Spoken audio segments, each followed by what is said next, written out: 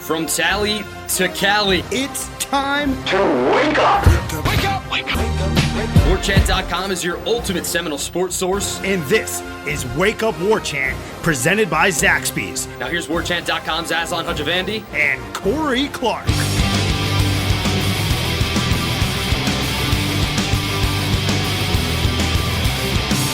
Wake up! What's up, everybody? It's Wake Up War Chant presented by Zaxby's. I'm Aslan Hajavandi alongside Corey Clark. We're here in the Midtown offices, Tallahassee, Florida. We're part of the WarChant.com family. Use the promo code WarChant30 for 30 free days of access to the ultimate Seminole sports source. If you're a student, email us from your FSU student email address, support@warchant.com. That'll get you a promo code for 12 months of access for $12. Again, proudly presented to you by Zaxby's. Corey, if I could let everybody know, the sensation, it's here. I don't know for how much longer, though, but check it out, because the bright flavors and the bold textures of the Zensation salad are on a sandwich. It's the Zensation filet sandwich. Hand-breaded filet, topped with crunchy Asian slaw, crispy wonton, served with a creamy citrus vinaigrette on Texas toast. That's it, right? If it wasn't on Texas toast, it'd be great. But the Texas toast is kind of That's a whole new level. That's a game changer. And also, folks, remember, the people that listen to this in Tallahassee, if you're coming in for the big game this weekend against Louisville, you got to remember that bad boy Zaxby's on Tennessee stays open till 3 in the morning, right? Yep. So you can have one of those wonderful sandwiches at 2:26 a.m. after a night of celebrating another or maybe a big ACC victory. Big one. Big one. Shouldn't say another. They don't have one yet. Yeah. But a big ACC victory. The meal also comes with crinkled fries and a vegetable egg roll. Congrats, by the way, to our over-under winners from Week 3, Flash FSU, FL Giddings. They both went 5 of 6 on over-under. What'd they miss? The Blackman under 250? Isn't that what the one they both missed? Yes, I think so. That's what it was. And then a whole bunch of folks went 4 out of 6, but our tiebreaker, again, is whoever submits it first, earliest. That was Dogman0215. That's his second win in 2 times that we've done this. So my cap you there, Dogman. Yeah, really. Chill We can't out. keep doing this anymore. You Chill should be out. doing this show. Or Dogman, email me. Yeah. All right, give me your I'll text you the questions beforehand. You give me the answers. P. Colonol 07 and T. Knoll as well are winners. They've known. I told about them on the War Chant Tribal Council, so get at me, folks. All right, Corey. Man, I'm so crotchety and grumpy today, but you're here, so I think Somebody just called me crotchety I on saw Twitter. that because you don't want to get rid of cable. Sorry, people. I don't want to cut my cable. I don't want to sit here. I don't want to turn on my TV and then go and select an app and then wait for it to load and then shuffle over and then pick the thing and then wait for it to buffer and load. And then, you know what? Actually, I want to watch a different game.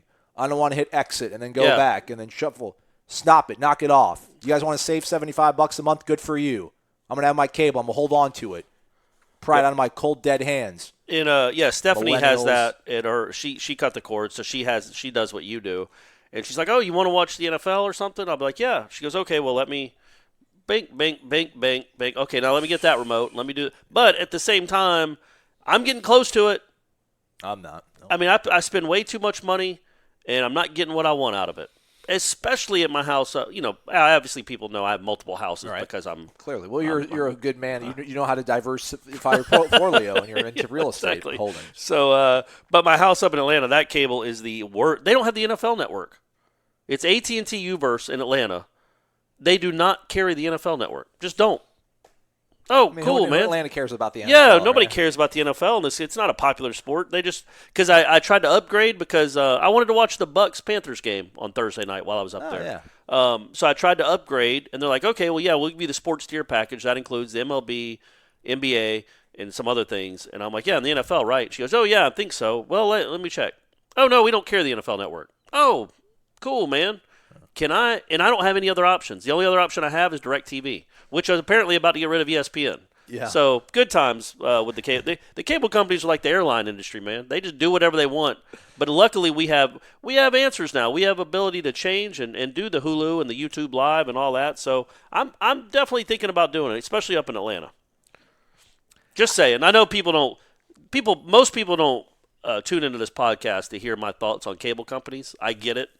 Just saying it's goofy, folks, that Florida State, if things don't change, NC State was announced it's going to be a 7:30 game, and it's going to be on the ACC Network. Oh, really? Yeah. Oh, People well, in Tallahassee are people in Atlanta, because Atlanta, most people have Xfinity or they have AT&T Uverse.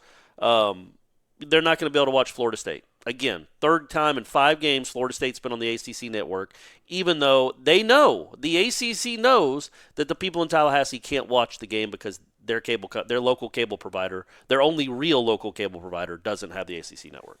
But hey, keep throwing them on the ACC Network. Who cares about Florida State and its fans? Or its media members. Anyway, let's get to it. Enough of that. You know what? I'm going to start it. Go, please, because I'm in a bad mood. I thought I think Willie, the way he was in that press conference, he seemed more upbeat. He did. He seemed more excited than he had been the week before. And as we were going through that, and I started asking, it seems like every question we ask is something negative. Part of me was just, in that press conference, I just wanted to see how many questions War Chant could ask. And if we'd get up to the 80% threshold, which I think we might have. We're going to have to count that out. But also, Marvin Wilson's playing awesome. That punter and that kickoff specialist were great. Mm-hmm. I asked some, I want to get some, there's positivity going on in this program. I know people are upset about the loss, but I think Willie, if he takes a step back and sees what they were last year at this time and where they are now, 2 close losses to 2 ranked teams, he can feel pretty good about that. The biggest problem people have, I think, if they had beaten Louisiana Monroe 45-20, I think people would feel pretty good about the direction of this program, don't you? Even with those 2 losses, but that game. I think you tempered your enthusiasm for Virginia because of that Louisiana Monroe game. Sure, that's probably a fair point. But that game was such a debacle in the second half that I think everybody jumped off the base. If they were still on it, and there weren't many, they all jumped off, including you and I. Because it was just an abomination. To be in overtime against that team was an embarrassment. But if they had won that game like they should have, 45-20, then you'd be like, okay, well, it's a tough start. They're 1-2, but they lost 2 games on the final possession against ranked teams, against good teams. It's certainly better than what they looked last year. It's just the problem is we still have the memory of the Louisiana Monroe game, right? Yeah. But maybe that was just an aberration. Maybe this is a competitive top 30-ish type program, and that was an aberration, that one game. Or that one half even. I won't even call it a game, that one half. I don't know. I think Willie seems genuinely optimistic, or at least he did in that press conference. He does, but I'm back kind of where I was last week I just don't think the season matters. I think this season is written off. I think. Yeah, but you're talking about Willie's tenure and if he's going to be here next year or not. I don't think it's that. I'm talking about this season. It still matters to the players and the fans. And is there a chance this season can be a success? You have 2 close losses. I was talking to Ira at lunch about this and how, because he wrote his column about, hey, it's still too early, and it's true.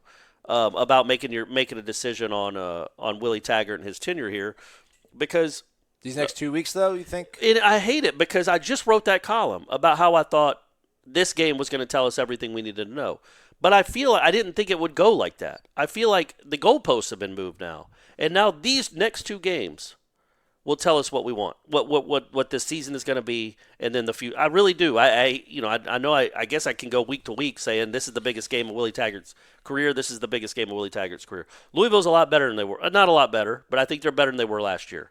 They used their backup quarterback to beat an in-state rival on a neutral field, so yeah, they're better. I mean, we're going to call Western Kentucky an in-state rival for Louisville. I don't want to play USF in Orlando right now. I don't want to play UCF. Yeah, but isn't Fort Western Lauderdale. Kentucky terrible? They're not good. Yeah, There's USF, but USF's not a rival. There's an in-state. That's what I meant. Louisville sucks, Corey. Yeah. We're awesome. So, hey, that's not what I'm saying. But they beat Western. I wouldn't call Western Kentucky an in-state rival to Louisville. They should never rival Louisville. But I do think Louisville's better, and better than they were last year. And I think Florida State's better than they were last year. Do you? I hope so. Yeah, it's this is game 16 we're coming up on. Come on, man. He didn't go to a bowl. Oh, yeah, it is. Yeah, game 5. Yeah, the 6 and what is he? 6 and 8, 6 and 9. I don't know. I don't care about that. Yeah, he's 5. Yeah, 6 and 9. So yeah, this will be game 16. So what was the point there? So they're going to play a better, improved team, and we'll know. Yeah, but we'll know. But it doesn't matter. They can lose this game. They can lose NC State. Nothing's going to change. But if they beat this team, I don't know, 42-26 if the defense can play. I mean, they need wins, number one. They need to start feeling good about themselves, but they need to be able to build on something. Last year they didn't build on anything. They didn't build on that Boise State game. They let that second half kind of define the next game. They can build on this. There's something to build on there. That was their best game. You said it yesterday. That was the best 60-minute game they played under Willie Taggart. Can you carry it over? Or is it? Or are you going to go back to the Jekyll and Hyde team that you've been really since he got here? Can you carry something over and dominate the line of scrimmage again for a second straight week? That would be a great sign. We know your defense isn't good. We know the linebackers aren't great. But if you can dominate the line of scrimmage again, and if your offense can move down the field like it has for most of the season, Virginia's a good defense. You made plays against them too. Mm-hmm. So you've shown that you can play against good defenses and put up points. And you were 3 yards away from 31. So we'll get to that play in a moment, that last play again, because Willie said some interesting things about it. But overall, I think there's – oh, absolutely. I was there. I don't remember it. Sorry. Tamori and Terry not being where he was supposed to be? Wow. I mean, you're living in the past, Corey. So, we're on Louisville. Hey, we're doing a show, right? Like, this is a show that goes out to the masses. I'm in a crabby mood, brother. And you're just here like, if they do beat Louisville 44-21, I think that's a big – I really do think it's a big deal. I don't think they will. I think they could beat Louisville. Willie did say it, though, at the podium on Monday about the fact that he was encouraged because they showed great fight against Virginia.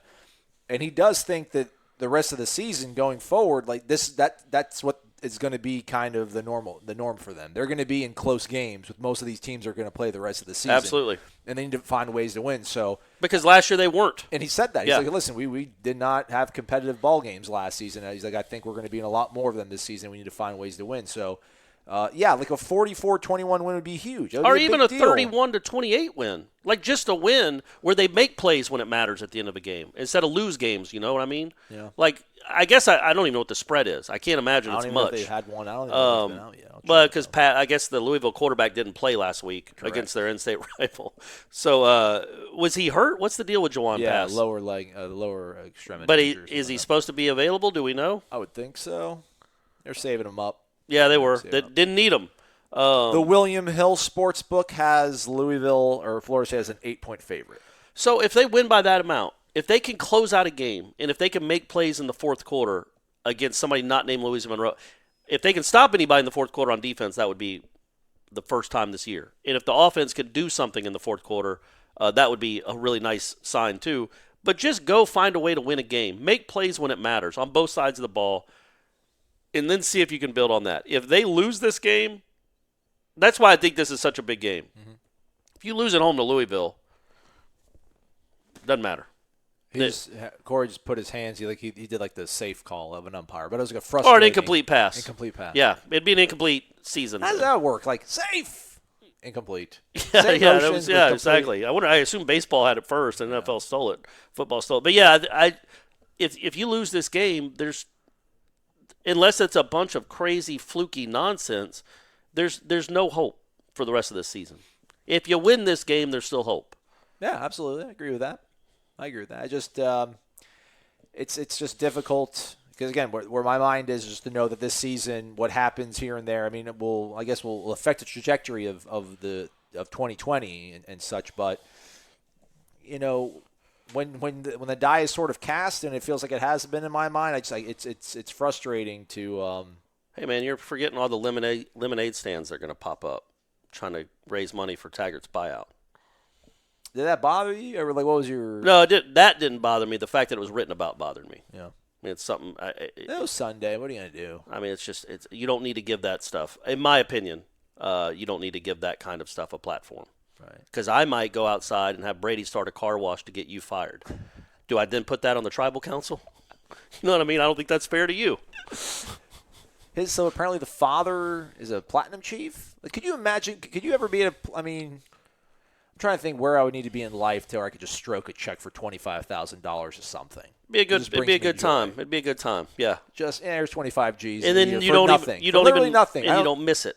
Yeah. You don't miss it. Like you're not like a week later go, golly, we're gonna have to. We can't pay our power bill. I could have got Hulu Plus. Yeah, I could watch Florida State. I got YouTube Live. Man, good times to be that man. Yeah, it's an important game for sure. And it seemed like Willie felt good about things a little bit, maybe in hindsight, a couple days removed from it. He did. Yeah, I thought that was. He was in a much better mood Absolutely. than after the Louisa Monroe game, which was quote unquote a win. Just like I think, like maybe now that we're in Tuesday of this week, maybe the fan base feels a little bit better about that Virginia game. Just overall, once you're away from the sting of it, to think, okay, there is a little hope that this is getting better. Oh, it is getting better. We'll see. Louisville will tell us a lot, right? If you go and lose to Louisville at home, it ain't getting better. I mean, results matter at the end of the day. At some point, results matter. It's not like, well, we didn't lose by 40, we only lost by 7. Well, you still lost, and you're still finding ways to lose. And that's a tough sell moving forward when you're a new coach or a second-year coach trying to get a third year and a fourth year and a fifth year. So at some point, you got to start figuring out a way to win these games. And that's why I think that it really matters, not just for his future, but also just for the psyche of a football team that just, doesn't have a lot of experience winning. I think whoever wins Saturday will be the head football coach for Florida State in 2022. You think whoever wins Saturday? Yeah. Oh, I don't know about that, man. That'd be crazy. I'll bring Scott Satterfield to Tallahassee. No, Venables is going to be here before him. I'll bring him here. No. I'm gonna get to the game early just to kind of hang out and see if I can talk to him for a little bit. But yeah, man. I liked him. Charlotte, yeah. Charlotte, he was a nice guy. Yeah, I liked him a lot. I'm all in on Scott Satterfield. I think they paid him $3 million, maybe $3.25 to get him to Louisville. Well, they hired him from App State, not a real school. So that, not that. Hey, no offense to our App State listeners. Right. That's a great mountain range. The Appalachians is one of the most underrated mountain ranges of all the mountain ranges, for sure. In that trail, are you kidding me with that trail? Oh boy, great stuff. But yeah, he's also I think older than I would have thought. Isn't he? I know he's older than Willie. I think he might be in his late 50s. Could you get him here for $5.25 to leave? I mean, I wonder what the politics are of pulling a guy from your coastal your division rival. Yeah, he's 46. He'll be What? 47 in December. Wow. What? Scotty. That's crazy. I thought he was a little bit older than that. Scotty. Well, he did. He told us again. His thing was, you'll know midway through this season, Florida State fans, what you have in Willie Taggart in terms of culture. So you'll know that. And we're coming close to it. So Scott, what are you going to do? Exactly How right. are you going to affect it? But yeah, I think maybe $5.25 can get him.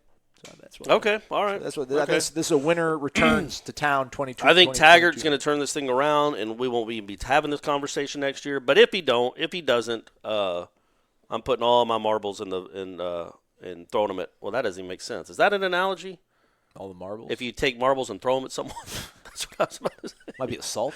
Yeah, exactly. I'm putting it all in the Brent Venables, hiring Brent Venables. Nah, I need a head coach. Hey, man. Yeah, the guy that led us to a national title, right, in 2013, and he'd been a head coach. He ruined it all. Had he been a head coach? Look where we're at because of him. You know what I mean? Like, he had never been a head coach. The guy at Clemson had never been a head coach. The guy at Georgia had never been a head coach. You don't need it. Part of me you don't necessarily need that if you believe in what they do. I really. And I will say this, Venables, and again, I'm not making the play for Venables. Maybe Willie has so much success that he goes to the NFL.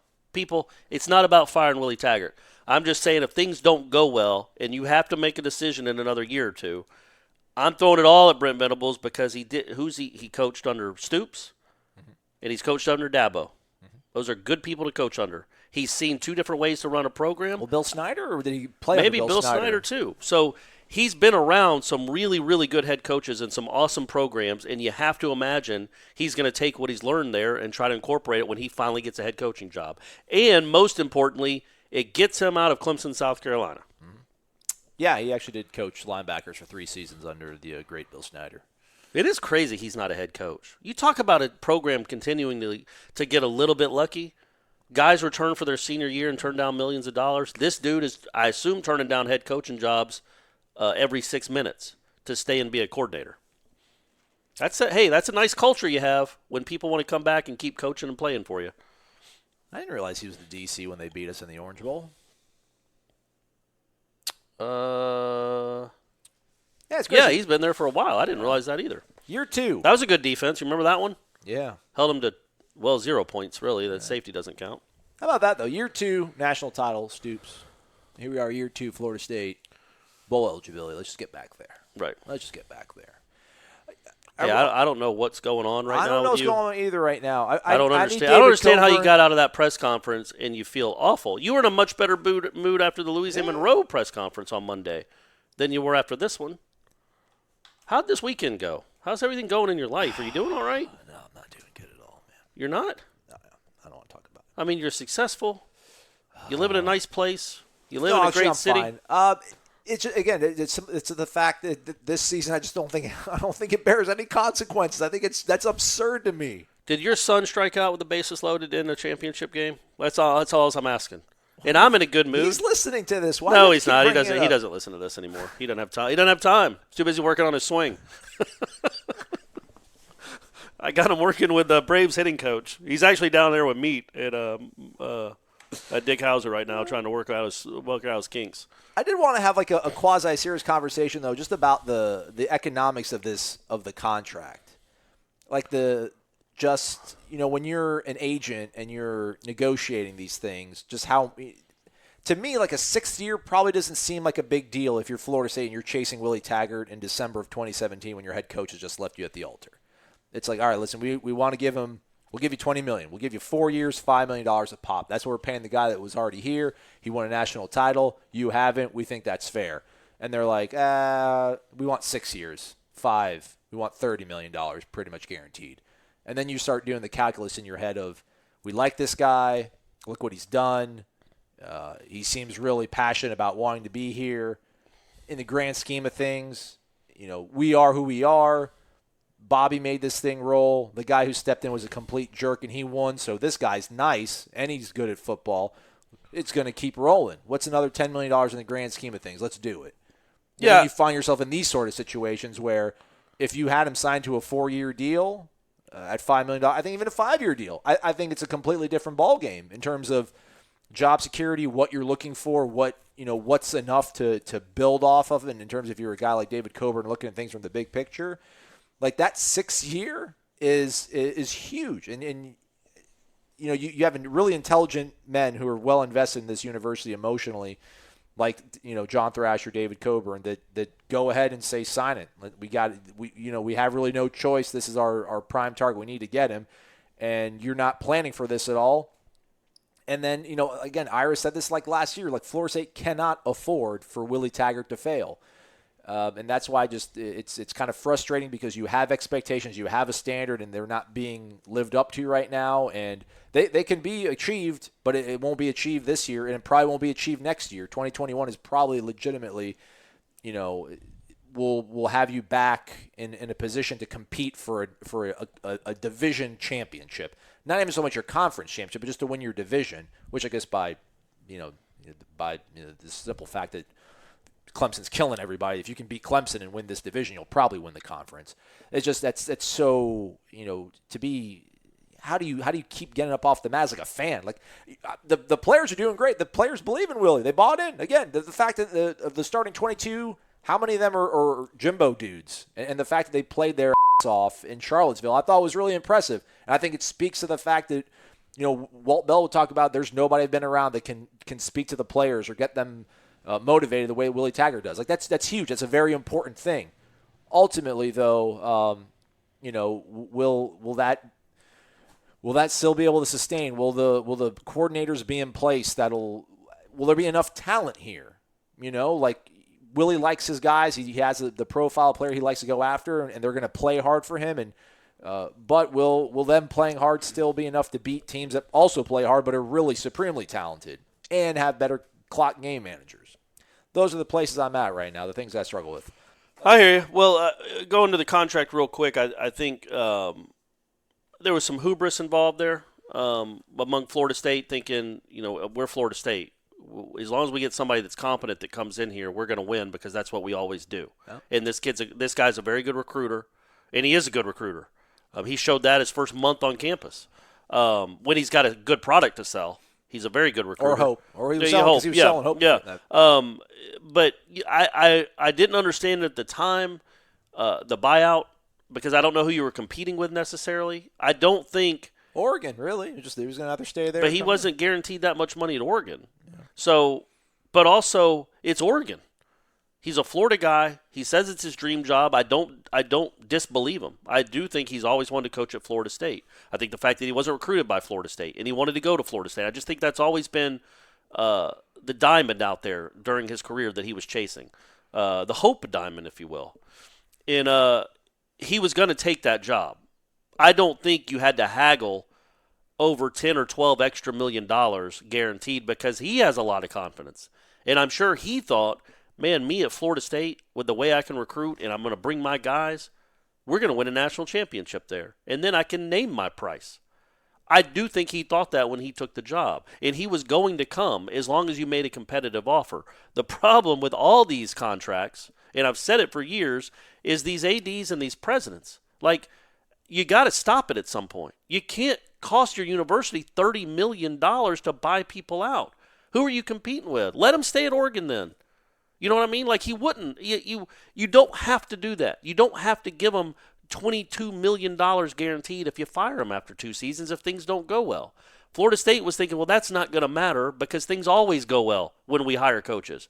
The dude we hired in 1976, by 1977, we won 10 games. In 79, we were in an Orange Bowl. The dude we hired in 2010, by 2012, we were winning an Orange Bowl. By 2013, we won a national championship. That's what happens at Florida State. Well, it's a different day. And the parity in college football makes it harder to just assume you're going to be awesome. So why do that? Why burden yourself with $25 extra million for an unknown? And he was an unknown. You never know for sure how it's ever going to work. There are hires that people think are going to be knockout hires, even like Chip Kelly at UCLA. Yeah. People thought that was going to be a great hire. Sometimes it doesn't work, even with a great track record. Don't burden yourself with a ridiculous buyout. If they want huge money, let them go coach in the NFL. So at some point, and maybe it won't ever happen. I keep saying, I've probably been saying it for a decade, the landscape has to change, and you can't give these guys these ridiculous buyouts. But again, if they finish 3-9, I know you don't think it, but I think that would be a wrap. Unless he somehow has put together a top 4 recruiting class, I don't think you can afford to bring that back, especially if you start losing recruits too, which you will if you go 3-9. Then what are you doing?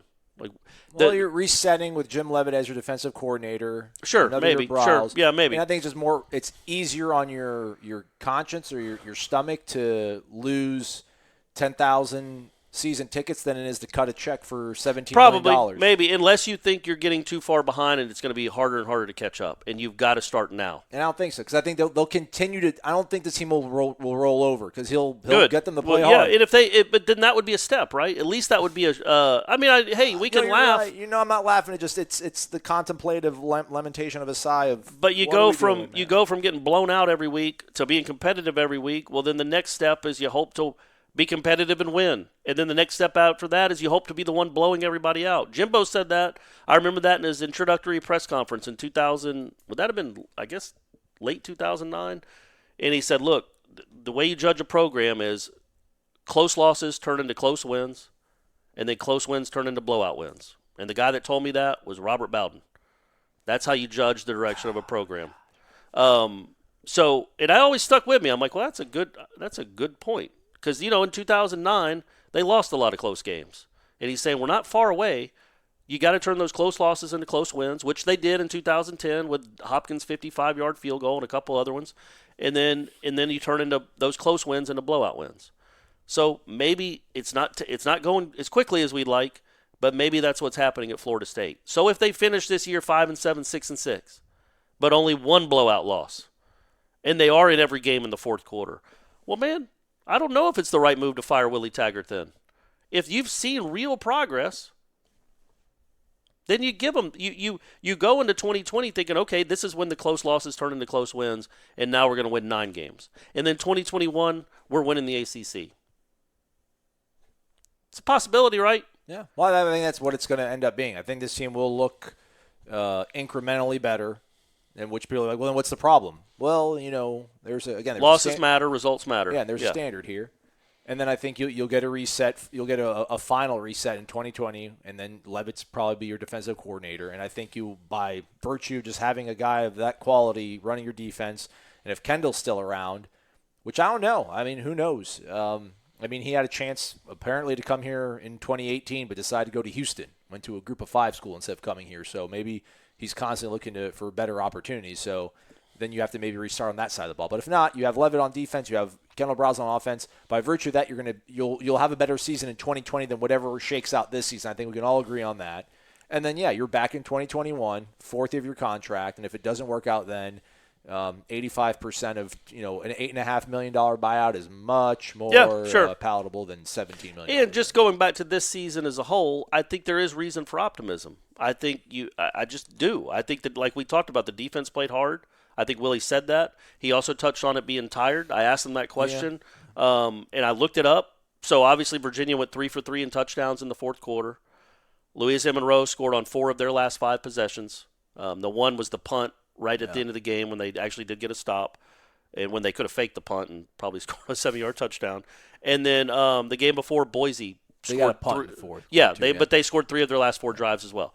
The defense is exhausted at the end of games, and Willie said that. Is it too tired in the fourth quarter, your defense? Well, I thought in this game, the fourth quarter, they were tired. I don't think that was the case in the first 2 ball games.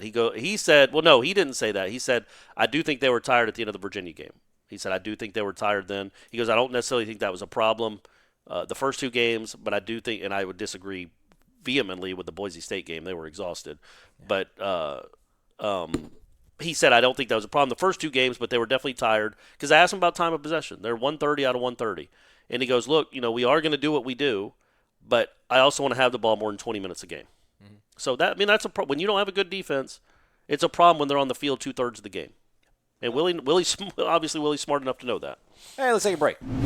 At Birch Orthodontics, they know what a difference a beautiful and healthy smile can make in your life. They take the time to get to know you and perform a thorough exam so that they can make an individualized treatment plan just for you or your child. They use the latest technology in a warm and comfortable environment. So whether you are interested in traditional metal or clear braces or clear aligners, they can give you the smile you deserve. They know investing in your smile means investing in your future. And at Birch Orthodontics, they are honored to be a part of your smile journey. Serving Tallahassee for 16 years and supporting the Noles since forever. Check them out at birchorthodontics.com. BURCH orthodontics.com. Welcome back to Wake Up War Champ presented by Zaxby's. I'm Aslan, Corey Clark in the house.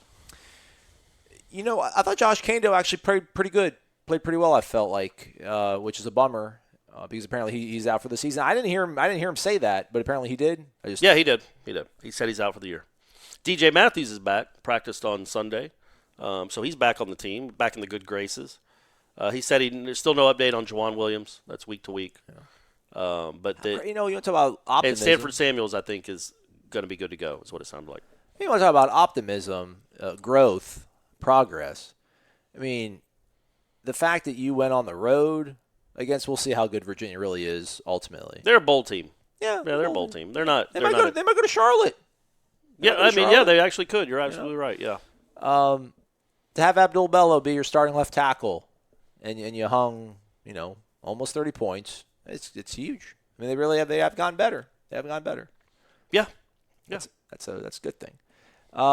Defensively, I do wonder what this, because again, I felt Josh actually was playing some of his best football to date, and in that game he goes down, and now you're left with Janaris, and you're talking about being tired in games, and Willie's talking about we're going to be in close games from here on out. He feels like we didn't really get any specific names about, and Ira asked him, hey, with Josh being out and you have Janaris, like who else is there? And we got players, Willie said, but didn't specifically say anybody. I don't know if that's.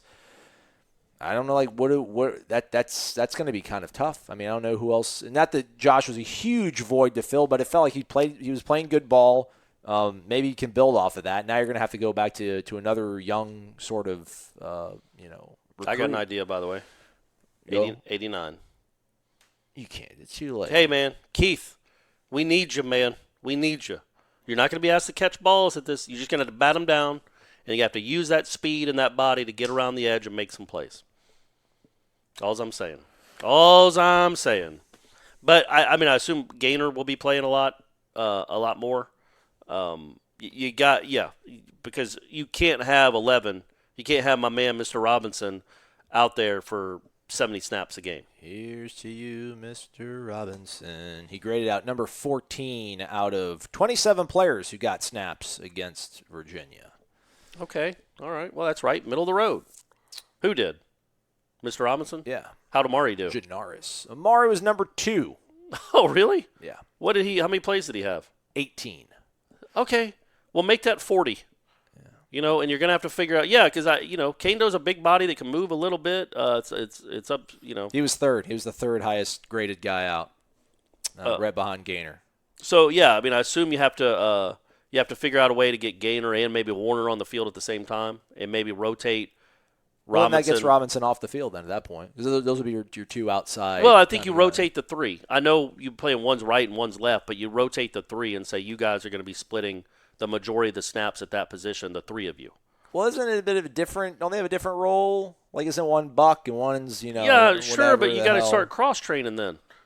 You don't have enough body. I don't know who else is even on the team that can do that role. I know, like Dennis Briggs. Dennis Briggs ain't doing that. He's not standing up and moving around and trying to cover people in the flat. Yeah, he's been working with Odell, I think, like defensive end. Maybe like McClendon was a guy that was getting some of that sort of stuff, but I don't, but he's been dressed. He's been fully dressed on Thursdays, which usually isn't a good sign. Like you're pretty much running scout team at that point. Yeah. Did he play McClendon? He didn't play, did he? He did not. No, so that would be a lot for him to ask of him. I basically think you just Gaynor plays more, and then obviously Gavin comes over and gets some look at defense. Which isn't the worst thing of Amari Gaynor seeing more action. Absolutely not, because you're going to need him anyway moving forward with this program. Yeah. Get him on the field, let him learn by fire. One of the notes in Florida State's note package that I thought was incredible, it boggles the mind to think about it, that they haven't given up a 40-yard play this season on defense. Play that soft zone, homeboy. They're the only ACC team that hasn't done it, and there's only 11 other teams in the country that haven't done that. So, hey, man.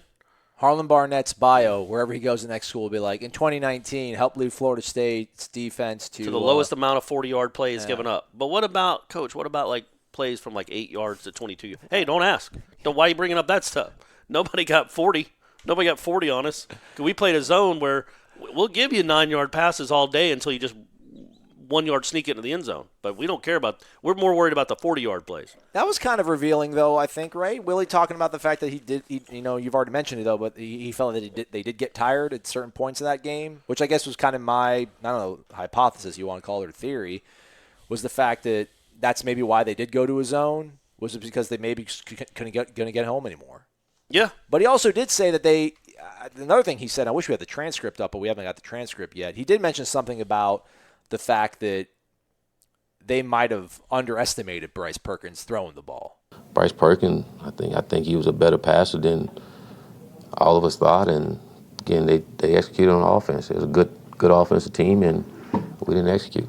He did mention something along the lines of, but again, like I said yesterday, it wasn't like he was making John Elway or Tom Brady throws. You didn't force him into making any tough throws. Well, you still think he'll be off target still. Yeah, exactly. That he'll make some bad throws, but the kid's a pretty good quarterback throwing the ball, and when you make him that easy, it's hard to imagine him missing the throws that he ended up having to make. Now you got to see it, and he did a good job of seeing who was open, but those throws that he had to make, there was no degree of difficulty in any of them. So I just did the math in my head. So I think they've given up 98 points this season, the defense has, in regulation, not counting the pick six. And 48 of them have come in the fourth quarter. So half of the points they've given up have come in the fourth quarter. And then they've also given up 2 touchdowns at the end of the third quarter. Like that, it gets from like the last 18 minutes of the football, 19 minutes, 20 minutes of the football game, the last 1/3 of the football game, their defense is getting absolutely torched, and they've forced 2 punts and given up, 9 scores, 8 scores. It's really, really problematic. It's not going to get any better because they're not going to change the way they do offense. You just have to hope that the offense can do its job in the fourth quarter because you're going to give up points. We know going in Saturday that Louisville is going to score at least twice in the fourth quarter. We just know it. You hope you either have a big enough lead or the offense can answer it. What if Hank Bachmeier and Bryce Perkins are 2 of the 3 best quarterbacks they're going to face all season? Is that like a silver lining possibility? think Tommy DeVito no. at Syracuse. No, because again, NC State's quarterback didn't look all that good. I guess the against West Virginia. Bachmeyer kid made some nice throws, but it certainly seemed like a lot of his throws were just easy nickel and dime stuff too. It's not like these kids are like the Samford game last year. That kid just made some of them were just ridiculous throws that you throw your hands up. I don't remember many of those. Even the 3rd and 17, it was a nice play to roll out, but I mean the kid was wide open if you get it over the top, which he did. Like you don't see a lot of wow throws that's torching this defense. It's just the ULM kid didn't either. No. In fact, if the kid doesn't drop the ball going down the sideline on that drive they ended up punting, they probably lose that game because the defense just had no answers and hasn't had any answers in the fourth quarter. And so, yeah, it doesn't make you feel much better because it just seems like most Division I college quarterbacks are going to make the throws that have been made against this defense in the fourth quarter. But the positive, again, is they did take away the run almost completely. I thought that was a real positive. No, for sure. And Willie talked about making teams one-dimensional. And that was great, and it's true. You can't give up that kind of yardage on the ground. The same time, if the one dimension that they're forced to use is so easy to use, it doesn't do you a ton of good in the fourth quarter. Did you want to talk about the last play again? Yeah, I just thought that he made a point to say that he liked the play call. I think that was the first question he was asked on Monday too. Was about it. We came out swinging, and he did say because I'm sure he the Florida State SID tweeted about it on Sunday about the question and the answer because I'm sure Taggart was getting blowback about is seemingly not being happy with Kendall Briles and saying, hey, man, he calls the plays, not me, blame him. But he did say he liked the play call. He also said that and he said he didn't mind not spiking it, which is fine. The problem is, though, that because I asked him about Terry on that play, like just standing there and not blocking. And if Terry, as bad as the play had been, as bad as things were going on that play, if Terry blocks that cornerback, if he can pin him inside, Akers probably still gets around the corner and scores the touchdown. And, Taggart said, look, there were a lot of plays that weren't made on that last drive. He goes, but I don't want to really get into it, but there's something else we're supposed to do off that play. And then he said, and Terry wasn't supposed to be there. And it's like, okay, well, if he wasn't supposed to be there, then in hindsight, maybe we spiked the ball and everybody knows what's supposed to happen. I think there's a chance that was supposed to be a pass. And if you watch the play, I think you do see somebody dragging across the goal line. But when your whole team didn't know it was supposed to be a pass, then that's a bit of a problem. That was supposed to be a run, right? It's supposed to be the direct snap. Well, it was a direct snap, but Cam throws off it. That's what we think it was? That's what I think he was saying because he also said there's other stuff he goes, I don't want to get into it, but there's other stuff we can do with that play. There's other stuff that can be done with that play. And when you watch it, it looks like receivers and none of the linemen go downfield at all. Right. And maybe that explains why Ryan Roberts was pass blocking. None of the linemen go downfield, so it seems like maybe there was supposed to be there's a pass off it. And maybe Terry was in the wrong spot, which had the corner on that side of the field that shouldn't have been there. So it's a run-pass option where he's running right, and he can either run for it himself or throw. The problem, again, is that they didn't line up correctly because they were in such a hurry because they hadn't spiked the ball. And in hindsight, I hope 100 out of 100 times, I know you want to go tempo. I know it's what you do. You want to confuse them. But you have to make sure you're lined up correctly or it does no good for anyone. Or everyone knows what they need to do. Exactly. And if you're having problems with that, you got to spike the ball and take the 25 or 40 seconds or whatever it is to everybody know on the same page what the play is. I guess the thing is the clock's going to start running once the ball is spotted. So by the time you've diagnosed the fact that you're 11 don't know what's going on, you really can't. No, that's why I'm saying that's why you spike the ball. That's why. Well, no, they wouldn't have known. I mean, even when they were lined up that way, it's still too late to be like. No, I'm not saying spike the ball once you know you're lined up correctly. I'm saying in that spot, 100 times out of 100, in my opinion. Once Keyshawn catches that ball, the clock. You have to know to clock it. It's a first down. The clock's going to stop for moments. Let's spike it, and then we'll have 2 seconds on the game clock to figure out what we want to run. That to me is where the mistake was made. Not spiking it once you realized it wasn't working. You had to go then. You had no choice. And they snapped it with maybe a half a second on the clock probably. Imagine if the clock runs out before you've snapped the ball. That's a whole different conversation, right? And that might have been Willie being like, yeah, I don't call the plays. I've been doing this a long time. I know to spike the ball. Hey, go ask $1.1 million if he understands the rules of football. It might have gotten really ugly after the game if they hadn't gotten the playoff. You see, that's another sort of, we need a bigger sample, I think, and I don't know if I'm talking out both sides of my mouth. You need a bigger sort of sample size before you can really judge a guy being in those moments. Because, now you can maybe throw your arms up and be like, well, listen, he called the bad timeout against Louisiana Monroe. They didn't get the guys. No one knew what they were doing in the last play of the game. They don't clock it there. He doesn't know how to handle himself in those tight situations. But you go and you look at Michigan State trots out 12 guys on a potential game tying field goal against Arizona State. Yep. Pitt 4th and goal from the 1-yard line in a 7-point game in the fourth quarter with 5 minutes left. Unbelievable. Sends out the field goal. What are you doing? You're down by 7. Yeah. You're on the 1-yard line. 4th and 1. 4th and 1 with 4 minutes to go in the game. 4th and goal on the 1-yard line. And you have one timeout left. Yeah. And you try a field goal to cut it to 4. And thank the heavens the kid boinked it anyway, just to make the decision that much more idiotic. What a cowardly thing to do. You're an underdog anyway. You have to go for it right there. And if you don't get it, they're still at the 1-yard line. It makes these people get paid so much money. And I was all about Willie last week in that ridiculous timeout against Louisiana Monroe. But that is more egregious. That decision right there absolutely is more egregious than Willie calling a timeout to punt and saving Louisiana Monroe a timeout. It's close. They're both ridiculous. And I'm telling you, every staff needs somebody like one of us that can say, Coach, no, I know. And the problem is Narduzzi would be like, man, get off my headset. Yeah. You make $40,000 a year. Yeah. I make $2 million. But you have to be able to trust someone to say, no, under no circumstances do you kick a field goal here. You're still down by 4. And his response was, we got to score twice anyway. Well, no, you don't. If you score once, you might go to overtime. You got to score twice to win. But a field goal just makes your chances of losing go from – I would love to know the probability of winning 4th and goal at the 1 to down 17-13. What's the probability of winning there? It goes from probably 49% to 7%. So, yeah, these coaches just do so much.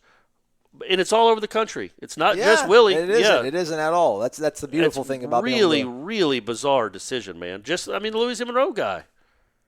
How do you not – you could go for it on 4th and 2 against a defense that wants to get off the field and just go into the locker room, but you settle for a field goal. Right. And then you don't go for 2 to win the game on the road against Florida State. You settle for an extra point. Well, I think it was, South Those Carolina. are a lot more understandable and reasonable than the Narduzzi. The Narduzzi play is just boggles the mind. How can you be a Pitt fan after that? How can you live knowing that guy's your coach? Yeah. And I think he's a good coach. And he's he got done a good mad job about with the question. Yeah. He's like, you guys are your armchairs. You're comfortable. You can ask it now, but we know. Yeah, and then he said something like, "Yeah, I know, but math, if I go, if I go for a touchdown there and don't get it, I know all you guys will be asking me why didn't you kick the field goal." No, we wouldn't. Nobody in the world would ask you why you went for it on 4th and goal at the 1, down by 7 with 4 minutes to go. Well, dumb. I think Muschamp at the end of the half against Alabama, I think it might have been 24-10 or 24-14 or something, and they had an opportunity just to get some points and go into the half, but they ended up going for it and they didn't get it, and then their first possession of the second half, they kick a field goal, in the same position. Dude, if you would have got 3 points last. Right. Time you did this around, and then you would have been in a much better. Well, if you're not going to go for it then, why did you kick the field goal now? In 3 minutes of game clock, which is pretty much it was the equivalent of it, because there's 1 second left or 10 seconds left in the second quarter, then there's 11 minutes left in the third quarter. What changed here so much? Yeah, it's bizarre. So when you were able to sit at home and watch these games, you realize just how sort of out of touch these coaches are, and I feel a little bit guilty because if I got parallel park, I got to turn the music down so I can absolutely. So I can or focus, if I'm looking for directions, if so I'm lost. Focus. Yeah, exactly. It's trying to make these really important decisions with 70,000 and every the get back coach is yelling and players are yelling and all that kind of stuff, and you need to make these clear things. I think Bill Simmons has advocated for it, a minister of common sense. Just have a guy at home, you're just at home, just relaxing. You're like, hey Pat, no. Because you're in a relaxed, controlled environment at home. Just no, Pat. Just trust me. Yeah, because people that you've never been on a college football or a football sideline in general, but a college football or a pro football is probably not this way. But college football, it can be complete pandemonium on the sidelines late in games like that. And Bobby Bowden was incredible, great coach, built this program. He had some moments late in games that just defied belief as well. A couple of times on those wide rights, he made decisions on those final drives, not realizing the clock was running for 20 seconds, thinking a kid got out of bounds when he didn't. That just boggled the mind and ended up costing them probably the game. It's just so much. It's a lot of sensory overload in that moment. And there is a lot of pressure and the time's running. But, yeah, you would hope you do it enough, you have more common sense when it comes to plays like that or just decisions like that, because it's just – and the one thing Jimbo did, man, in the Auburn game, and he was pretty good about it throughout his – not the one thing. He did a lot of things. He was because I wrote a story about it, he was incredibly calm on that final drive. Jameis got a lot of credit, and he should. He played well on that final drive. But that was his biggest drive as an offensive coordinator by far. And he just was calm. He knew what he wanted to run, and he knew what he was setting up, and everything worked perfectly except for Rashad getting horse-collared and no call. I need to have you actually autograph that story. I have the Democrat 2014 preseason preview that you guys did. Oh, yeah, I'll autograph it. And get Jimbo to autograph it sometime, too. He already has. Oh, has he? Yeah. No, he hasn't. No, he hasn't. But that would be cool if he got that. I'll send it to him, though. I'll send it to him, though. I actually looked at this the other day. Pro Football Focus did have grades back then. Oh, really? But not for all the games, but he graded out so bad in the national title. I think, like, Jameis. Jameis did? Yeah, any game they had from 2013, he graded out, like, above 90%. Like, it was incredible. But then against Auburn, it was, like, 50%. Like, he graded out terrible. What do you think about Jameis as a pro? I know we've been talking too long. Yeah, what do you think the deal is with him? Ain't gonna win. No, it's not going to work out. I mean, I thought he played pretty well on Thursday night, all things considered. He made some really nice throws, and the one kid dropped the catch in the end zone, but it didn't even drop it. It just went straight through his hands. That was a great throw. But is he going to be anything? Or is he just you can't call him a bust. No. Because he started for what now? This is his fifth year starting. Yeah. He's put up, a lot of yards, some touchdowns, but they don't win, and he turns the ball over more than anyone. And he's now 26 years old. Like, is it? And you see kids coming into the league that are younger than him that are playing at a much higher level than him. What is a bust then? And I'm not trying. I think because people will say, well, a guy got injured, he can't be a bust, and it's like we keep trying to not. I think we're so sensitive now, and to a certain point, like considerate of people's feelings that we don't want to call people busts. I think you would look like at Blaine Gabbert,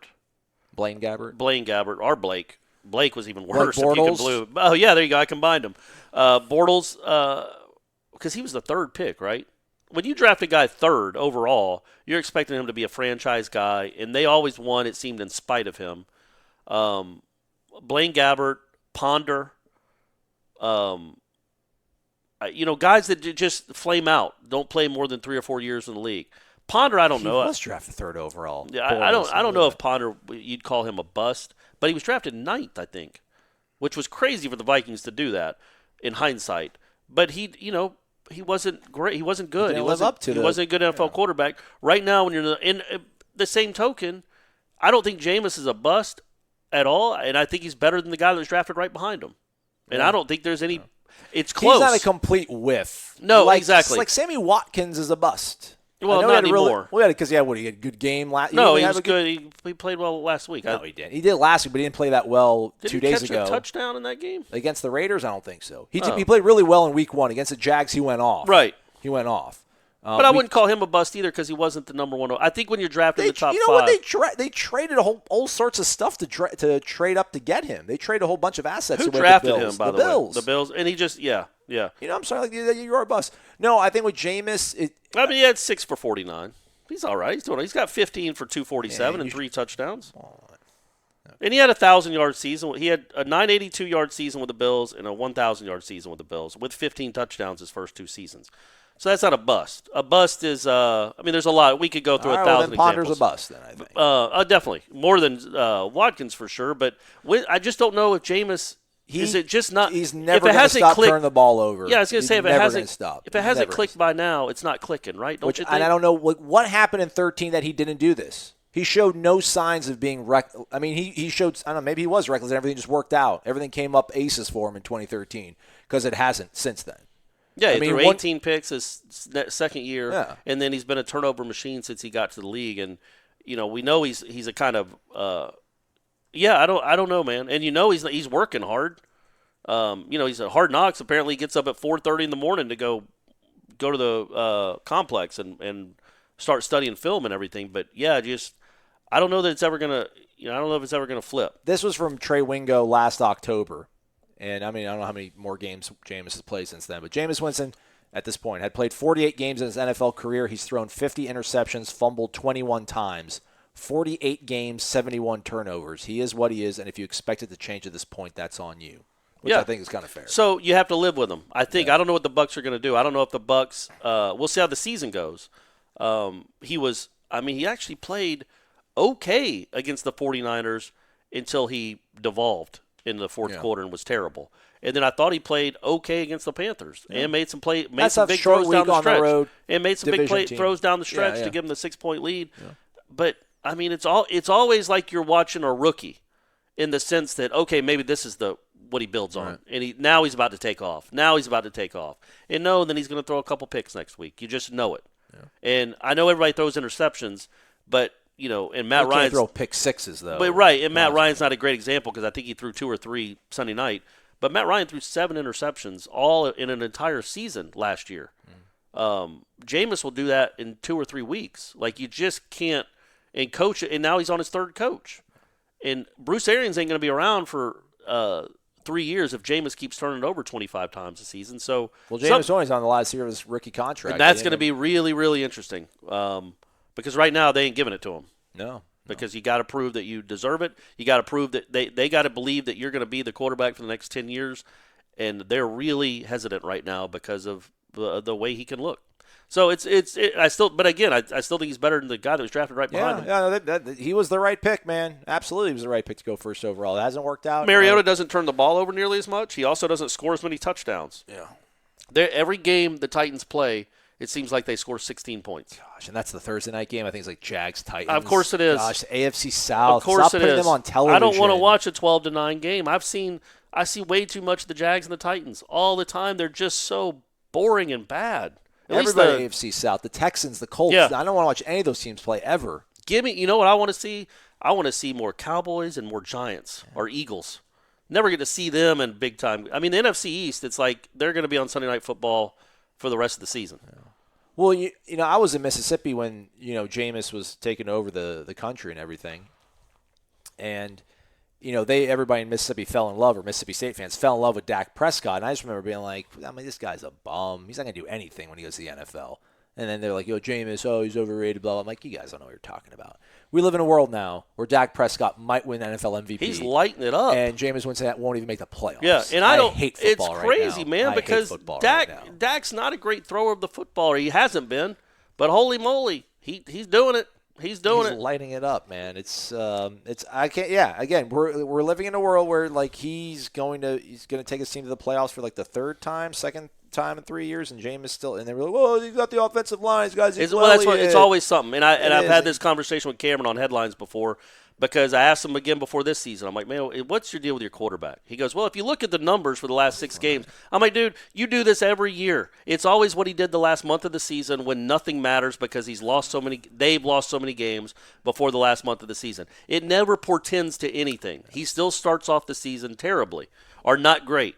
And at some point, you got to be like, okay, I'm not looking for examples anymore. I'm not. It's a big enough sample size that it is what it is. We don't need any more data. Yeah. But what's funny is the biggest argument we had about Jameis on the air was me saying, because I was like, and this was like maybe after his 3rd year.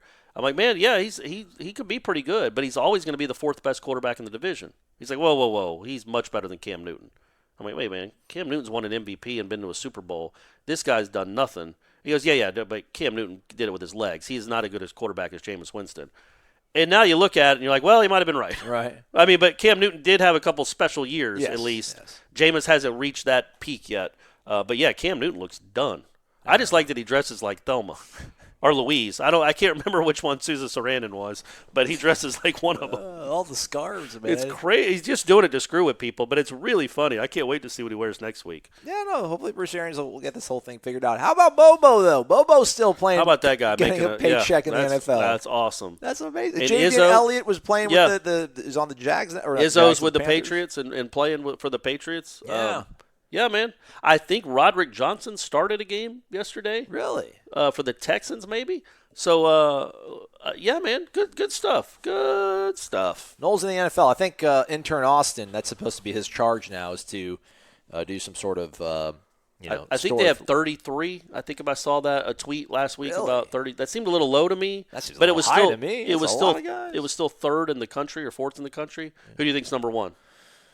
Clemson? Alabama. Okay, Alabama. With 56. But they're no names like Julio Jones.